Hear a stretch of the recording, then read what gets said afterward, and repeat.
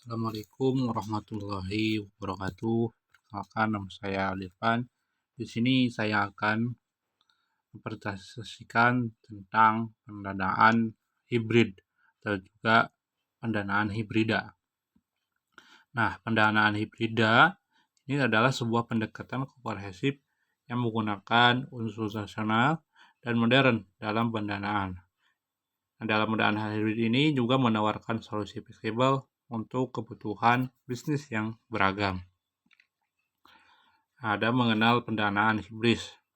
Pertama ada pengertian hibrid. Pengertian hibrid itu menggabungkan elemen dari dua atau lebih sumber pendanaan seperti ekuitas, utang, dan instrumen keuangan lainnya.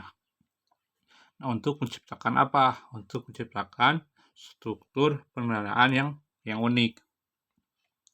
Atau disebut juga pendanaan hibrida ini adalah sebuah strategi pembiayaan yang menggabungkan karakteristik dari dua sumber pendanaan utama, yaitu utang dan ekuitas. Nah, sederhananya ini adalah cara perusahaan mendapatkan dana dengan cara yang unik tadi, yaitu tidak murni berupa utang seperti pinjaman bank dan tidak murni berupa ekuitas seperti menjual saham. Dua, ada karakteristik dari hibrida ini. Karakteristik kunci pendanaan hibrid ini meliputi fleksibilitas, diversifikasi sumber pendanaan, potensi kembalian yang lebih tinggi, dan struktur yang disesuaikan dengan kebutuhan fisik. Contoh yang lainnya, karakteristik pendanaan hibrida ini itu bukan murni utang atau bukan murni ekuitas. Nah, instrumen pendanaan hibrida ini yaitu memiliki sifat yang berada di antara keduanya. Nah, misalnya seperti obligasi konversi yang dapat diubah menjadi saham di masa depan. Yang kedua, tadi meliputi fleksibilitas. Nah, perusahaan ini memiliki fleksibilitas yang lebih besar dalam merancang instrumen pendanaan hibrida. Ini juga sesuai dengan kebutuhan dan juga kondisi pasar. Selanjutnya ada contoh yang lainnya seperti biaya modal yang lebih rendah. Nah, bagi perusahaan, pendanaan hibrida dapat menjadi alternatif.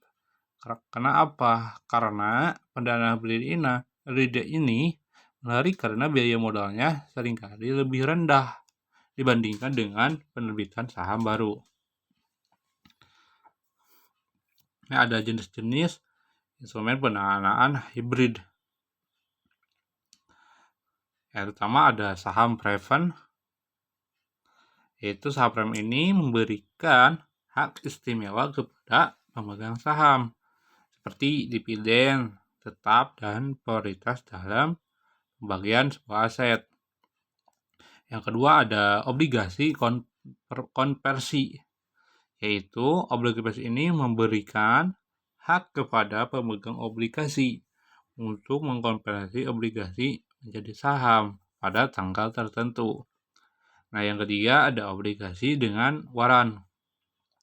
Obligasi dengan waran ini juga memberikan hak kepada pemegang obligasi untuk membeli saham tambahan pada sebuah harga tertentu. Yang terakhir, yang keempat, ada hibrida utang ekuitas. Hibrida utang ekuitas ini menggabungkan sebuah karakteristik utang dan ekuitas seperti pembayaran, bunga tetap, dan opsi partisipasi dalam sebuah keuntungan. Selanjutnya ada keunggulan dan kelemahan pendanaan hibrid. Pertama ada keunggulannya, yaitu fleksibilitas tinggi dalam struktur pendanaan. Kedua, diversifikasi sumber danaan. Yang ketiganya, potensi pengembalian yang lebih tinggi. Akhir ada struktur pendanaan yang disesuaikan. Nah, dari keunggulan hibrid ini juga ada kelemahan. Kelemahannya yaitu pertama, kompleksitas dalam struktur pendanaan. Yang keduanya, biaya pendanaannya juga lebih tinggi. Yang ketiga, risiko yang lebih besar bagi sebuah investor. Yang keempatnya ada persyaratan regulasi yang ketat.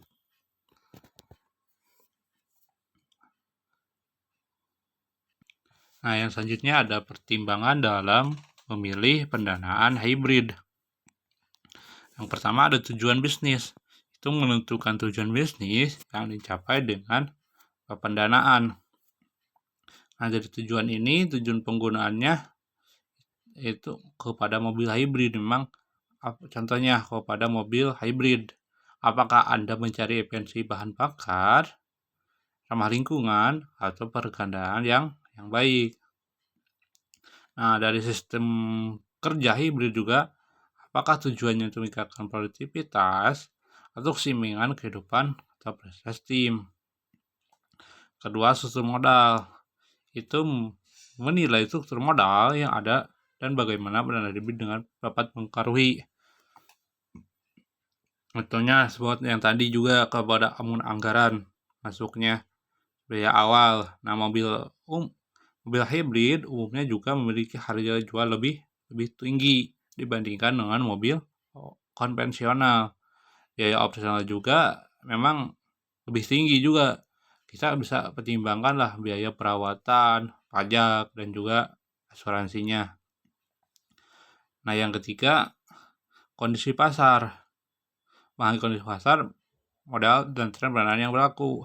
Kita melihat nih, penggunaan mobil hybrid ini banyak apa enggak, gimana sih, bagus apa enggak.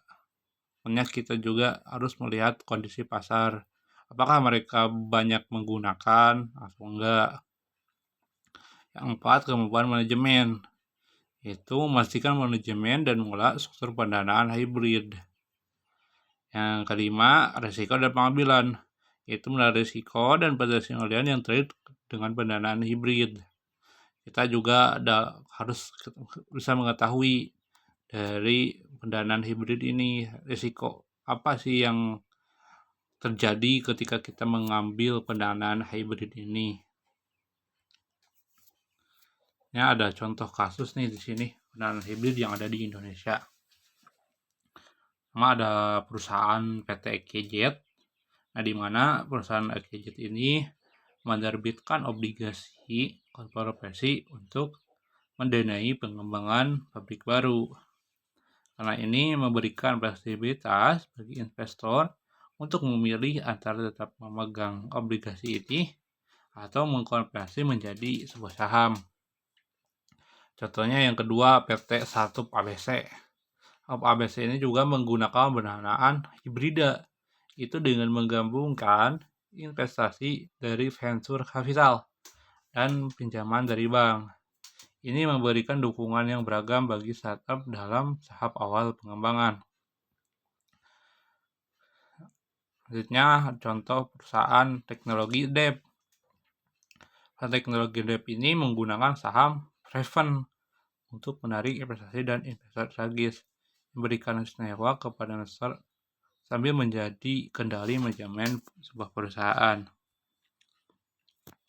Ini ada tren perkembangan pendanaan hibrid.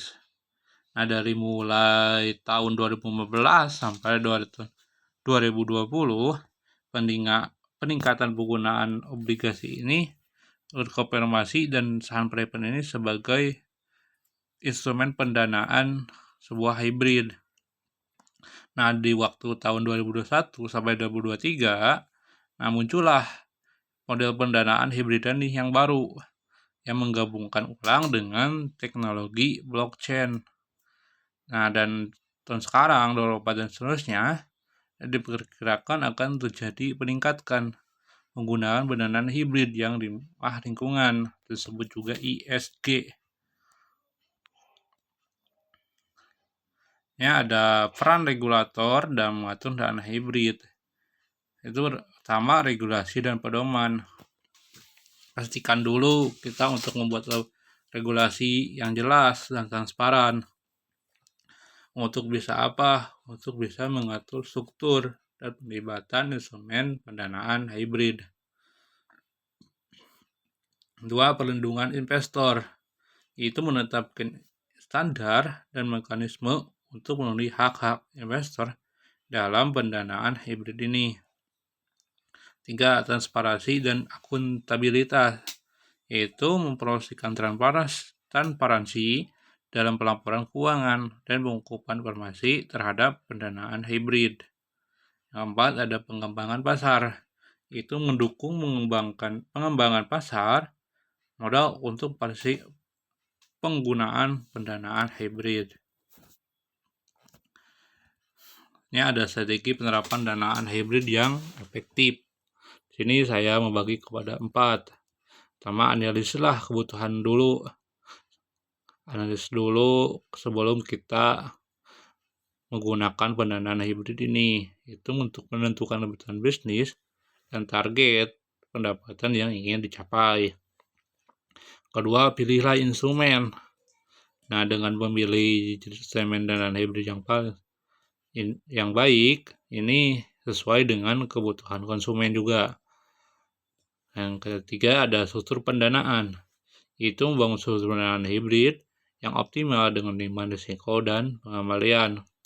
4. Manajemen risiko, yaitu mengembangkan strategi manajemen risiko untuk minimalkan risiko yang terkait dengan pendanaan hibrid.